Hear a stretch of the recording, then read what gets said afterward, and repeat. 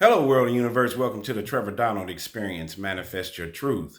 And if you're new to the channel, please hit that like and subscribe button. And for all my continued followers, I want to say thank you. And this is an opinion-based video channel where I try to open your eyes and ears up to some of the travails and tribulations that take place throughout our cities, our states, our country, and sometimes around the world. And this is a very interesting story that I want you all to please follow and listen to. Straight out of Detroit, Michigan, that has several caveats to it. We have young versus old. There, 53-year-old doctor who was dating a 33-year-old man. So 53-year-old male neurosurgeon with having a secret intimate relation with a 33-year-old man. The neurosurgeon was white. The 53-year-old neurosurgeon was white. The 33-year-old man was black. So you have a racial dynamic, you have an age gap, you have a class gap, wealthy neurosurgeon, and this 53-year-old neurosurgeon and this 33-year-old hustler out of Detroit City. You also have suburbia versus inner city, and how these two individuals and their different lifestyles and life collided.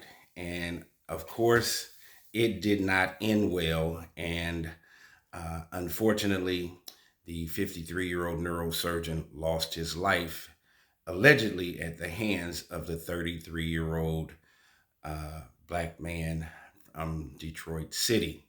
So here we go.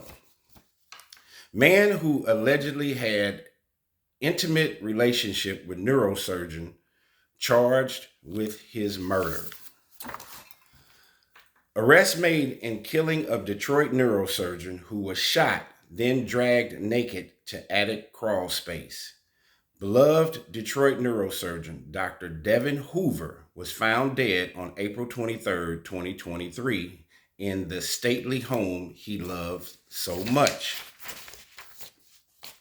Authorities in Michigan have arrested a suspect in the murder of a beloved neurosurgeon who was found dead in his historic Detroit home last April.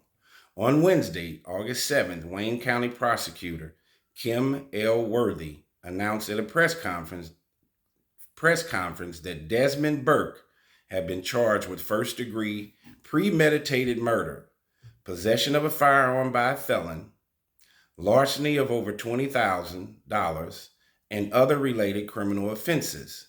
It's unclear if he has entered a plea or retained an attorney to speak on his behalf. The charges are related to the murder of Dr. Devin Hoover, 53, whose body was found in the attic crawl space of his $1.2 million home on April 23, 2023. Hoover was shot twice in the head and was then dragged face down to the attic, according to an autopsy report previously obtained by the Detroit Free Press. He was found only wearing socks and wrapped in a blood-soaked carpet, Worthy said. Officers found his body after his family asked police to perform a welfare check when he failed to show up to see his dying mother in Indiana. An autopsy completed by the Wayne County Medical Examiner Office determined that Dr. Hoover's death was caused by the gunshot wounds and ruled his death to be a homicide. According to Worthy, an analysis of Dr. Hoover's cell phone showed about 4,000 text messages with a number attributed to Burks, who also lived in Detroit. The messages showed that the two were in an intimate relationship with one another, and on occasion, Burks would charge Dr. Hoover for sexual services. Detroit Police Chief James White previously said police believe Dr. Hoover knew his assailant but did not provide additional details about the nature of their relationship. On the day of Hoover's murder, Dr. Hoover's cell phone traveled from his address to an area of Desmond's home. The cell phone appears to return to Hoover's home for a short period of time and then travel back to the area of Desmond's home before pinging at Fairlane Mall in Dearborn, Michigan, she added. Attorney Worthy claimed Dr. Hoover's phone never returned back to his home. In addition to his cell phone, Dr. Hoover's wallet, money, credit cards, and 2 designer watches worth thousands of dollars were missing from his home, according to Worthy. In the days following Hoover's murder, Worthy said that there were multiple fraudulent financial transactions from his bank accounts. During separate searches of properties connected to Burks, authorities recovered Dr. Hoover's 2 watches, one of which he bought the day before he was killed. Worthy also said that Dr. Hoover's white Range Rover, which was found with blood stains inside and blocking his driveway the day before his body was found, was allegedly linked to Burks. According to Worthy, a man believed to be Burks, who walked with a limp, was seen on surveillance footage parking Dr. Hoover's car and carrying a backpack on the day Dr. Hoover was killed. Burks' fingerprints was also allegedly found inside the car. According to Worthy, Burks is currently being held in the Wayne County Jail on a $1 million bond and is expected to be arraigned on Thursday, August the 17th. Burke, this same guy, Desmond Burke, is also awaiting a competency hearing in a separate and second murder case, Worthy said. Burks, then 33, was charged with second-degree murder in connection with a deadly road rage incident in May. Burks is accused of punching a 67-year-old man named Rita Selah and leaving him in the street after Selah allegedly bumped the back of Burks' vehicle, according to a statement from the prosecutor's office. It's unclear if he has entered a plea in that case. Man, this particular story, I think, is a very important learning tool. We have a 53-year-old, highly educated neurosurgeon. Anyone knows in the medical field, probably 2 of the hardest residencies to get accepted to is cardiothoracic surgery and definitely neurosurgery. They are the behemoths in the medical community and hospitals. They generally bring in the most money. Of course, we all know neurosurgeons operate on the brain, back surgery, spinal cord kinds of surgeries, and they are very, very expensive. And of course, we know with cardiothoracic and vascular surgeons, heart surgeons, any of those kinds of things are extremely costly. So those 2 medical specialties bring in a lot of money to these hospitals. And many times, individuals that become neurosurgeons or heart surgeons generally graduate at the top of their class. So you can definitely be academically bright, but that does not mean you are filled with common sense. I think this particular situation, this doctor went beyond the scope of his intellectual accompaniment and his class issue in dealing with this man, Desmond Burks. And remember, the doctor was 53 years old, Dr. Hoover, and Desmond Burks, 33. So there's a 20-year age gap.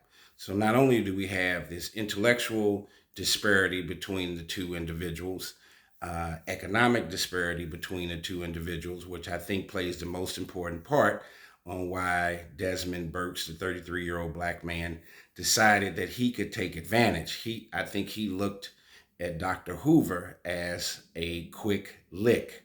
Now, I don't know how long they were engaged in their relationship. There's also the other caveat that they were involved in a homosexual relationship, which I don't have a problem with if that's what those 2 wanted to do. But I think that Dr. Hoover probably had a real interest in Mr. Burks and wanting to get to know him and maybe even help him financially and all of those other kinds of things that happen in relationships. And you're talking about uh, Dr. Hoover living in a multi-million-dollar home in the suburbs, and we have Desmond Burks, a black man, 33 years old, who is living in the hood of Detroit, and he is looking at, I'm going to get the things that I want in life by any means necessary. And I think he looked at Dr. Hoover as a quick lick. It may have taken some time to build up to that by going to his home, going out to dinner with him, seeing the kinds of things that Dr. Hoover liked to do, getting access to his home, making sure that Dr. Hoover was very comfortable with Desmond Burks. But in the back of Mr. Burks' mind, he had nothing but demonic and diabolical uh, interest in taking advantage of Dr. Hoover. And I think that's what this led to. I think it's unfortunate that Dr. Hoover gave up his entire life to be a helper and a healer and probably had very good intentions on this relationship with this Mr. Burks. But Mr. Burks had something else on his mind, and which led to him attacking, shooting, allegedly, and killing Dr. Hoover. I think Dr. Hoover possibly would still be alive today had he not gotten out of his basket of class, of intellectualism, if he had stayed in his own little group, so to speak. You can help people, but to invite that kind of energy into your home and into your personal and private space, you got to be very, very careful on who you pick. There are many people, men and women.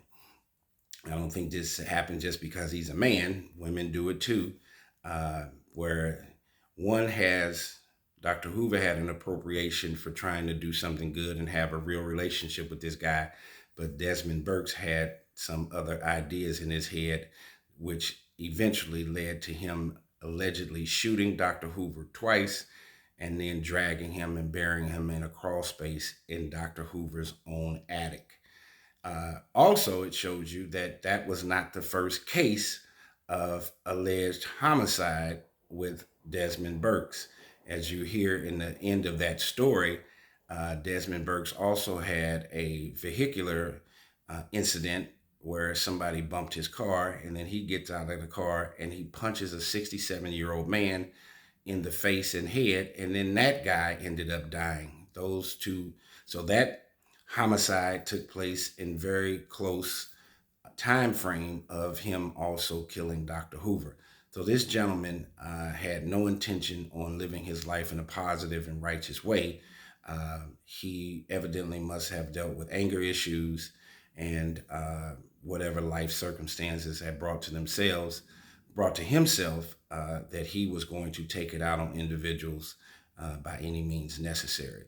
This is an unfortunate story. Tell me what you think about this case with Dr. Devin Hoover, who got shot and killed allegedly Dr. Hoover was 53 years old, who allegedly got killed by Desmond Burks, who was 33 years old.